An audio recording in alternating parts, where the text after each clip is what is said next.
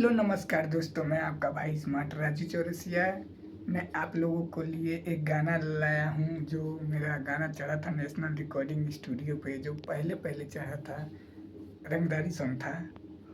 वो गाना आज भी नेशनल रिकॉर्डिंग स्टूडियो पे आप लोग सुनिएगा। कैसा है गाना? वो गाना है कि राखेला भाव से ही मछिया ताव से गमछिया ये सखी। हरे राखेला भाव से ही मछिया ताव से गमछिया ये सखी।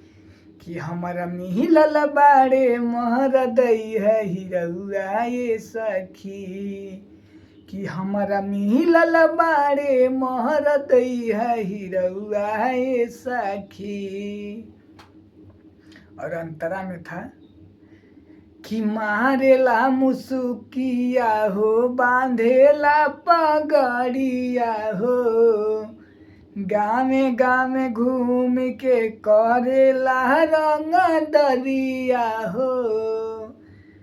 मारेला मुसुकिया बांधेला पगड़िया हो, गावे गावे घूम के करेला रंग दरिया हो।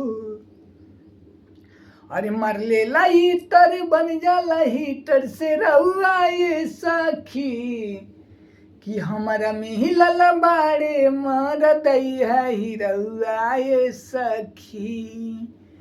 कि हमारा मिहिलल बाड़े मर दई है हिरौआ ये सखी।